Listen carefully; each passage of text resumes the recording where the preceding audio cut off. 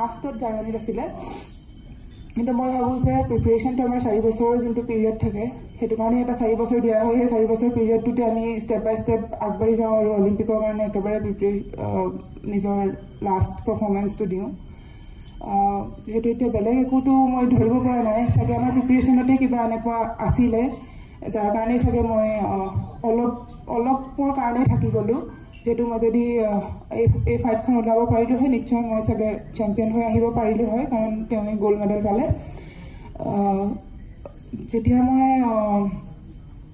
ষ্টাৰ্টিঙতে world championship আৰু Commonwealth গেমছত loss কৰিছিলোঁ মই টকিঅ'ৰ পাছতে তো তাৰপিছত মই যিহেতু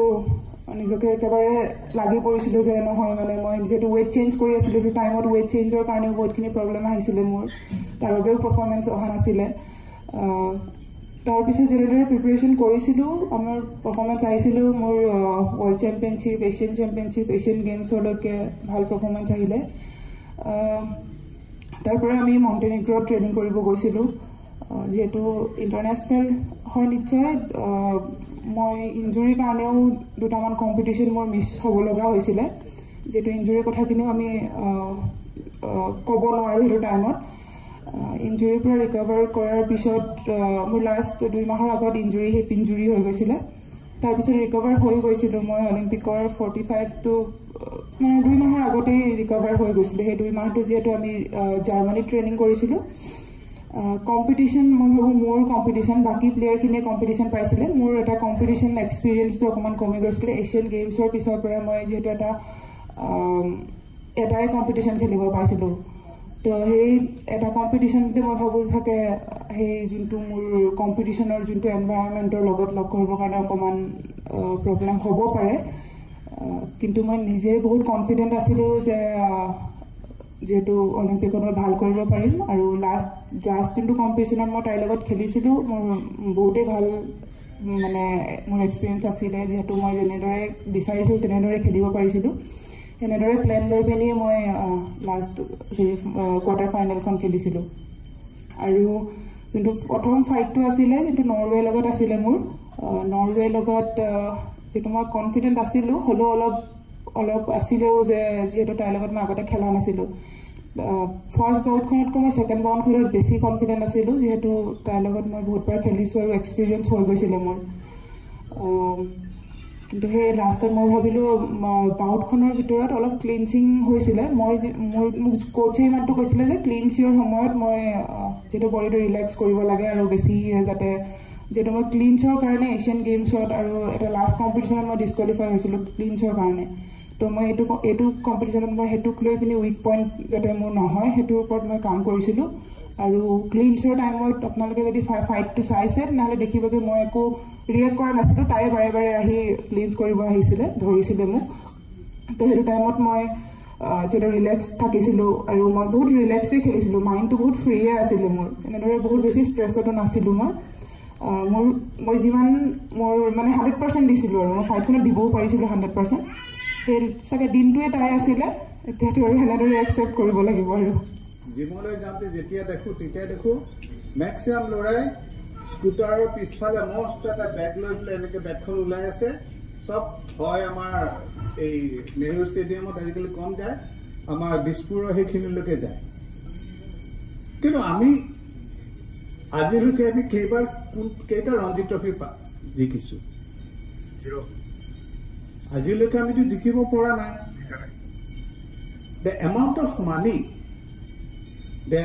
মানি এখন ভাৰতবৰ্ষৰ ক'ৰবাত এখন কোনোবাই জিকিলে সিদিনাখন ক'ৰবাত নেটত মই চাই আছিলোঁ ৱৰ্ল্ড কাপ জিকি অহাৰ পিছত একোজন প্লেয়াৰে ক্ৰ'ৰ্ছত পাইছে এটা মেটচৰ এপিয়াৰেঞ্চত তেওঁলোকে কোটি টকা পায় but is it so' for our other games নো যিকোনো গেমছতে এই বক্সিঙৰ কথাই কওঁ বক্সিংটো এটা শাৰীৰিক কণ্টেক্ট গেম হয় আৰু এই কণ্টেক্ট গেমত ফিজিকেল ইঞ্জুৰিৰ কাৰণে যিমান মানে ভয় থাকে এই ভয়টো অইন গেমছত সিমান হয়তো নাথাকে কিন্তু এইখিনি কৰি অহাৰ পিছত আমাৰ প্লেয়াৰ্ছখিনি আহিছে তেওঁলোকে পাৰফৰ্ম কৰিছে আৰু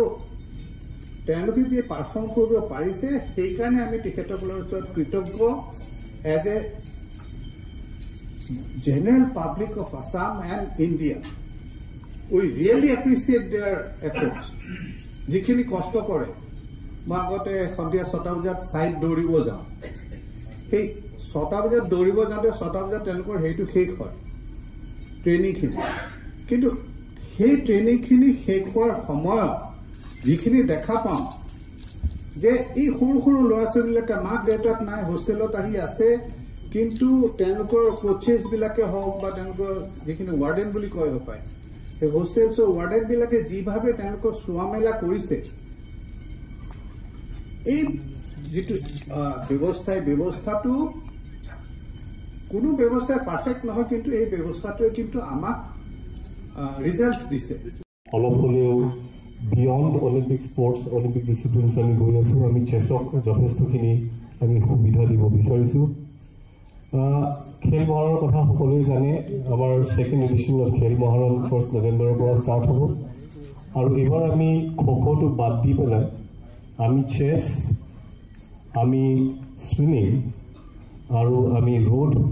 চাইক্লিং যোনটো আছে এই তিনিটা ডিচিপ্লিন আমি এডিশ্যনেলি আনিছোঁ লজিকটো হ'ল যে গাঁৱৰ ল'ৰা ছোৱালীবোৰে সকলোৱে চাইক্লিং কৰিব পাৰে সকলোৱে দৌৰিব পাৰে আৰু মেক্সিমাম 90% মানুহে সাঁতুৰিব পাৰে সো আমি যদি ট্যালেন্ট আইডেন্টিফাই কৰিব লাগে বা আমি এটা স্পৰ্টছ পপুলাৰাইজ কৰিব লাগে আমি ভাবিছোঁ যে আমাৰ সেই গাঁৱত গৈ পেলাই যদি আমি মানুহখিনিক আইডেন্টিফাই কৰিব পাৰোঁ সেইখিনি আমাৰ কামত আহিব লাভলীনাৰ দৰে আৰু এগৰাকী বক্সাৰ অংকুশিতা আনফৰ্চুনেটলি কোৱালিফাই কৰিব নোৱাৰিলে অলিম্পিক্সৰ কাৰণে সিদিনা আহোঁতে শ্বি ৱাজ ইন টিয়াৰ্ছ আৰু মই ভাবোঁ আমি চৰকাৰৰ ফালৰ পৰা যিখিনি এষ্টাব্লিছড আমাৰ প্লেয়াৰ্ছ আছে যোনবোৰে ইতিমধ্যে নাম চাম কামাইছে তাৰ বাহিৰেও আমি এটা ছিষ্টেম এটা ডেভেলপ কৰিব বিচাৰিছোঁ যাৰ যোগেদি জুনিয়ৰ লেভেলতো যদি ভাল প্ৰদৰ্শন কৰিছে কিবা স্পৰ্টছ ডিচিপ্লিনত আমি সেই কোচিঙৰ ছাপৰ্ট বা আমি স্পন্সৰশ্বিপৰ কথাখিনি আমি ভাবিব লাগিব লাভলীনাৰ বয়স মাত্ৰ 27 she still has I think I am looking at another Olympics for her Los Angeles মই নাজানো লছ এঞ্জেলিছৰ পৰা বক্সিংটো উইথড্ৰ হৈছে নে নাই এতিয়া I think that will be the last যদি থাকে তেতিয়াহ'লে we hope to see Lavlina there and I'm sure with her height এই passion যোনটো আছে সেইটো কাৰণ ultimately Lavlina যাৰ হাতত হাৰিলে she went on to win the gold medal right so this is how tough our Lavlina is and I just want to tell you that we are committed to support you in every way possible jikhini apnar dorkar you have Pranamika for advice you have the best of coaches provided by SAI tar upori ami eta horu eta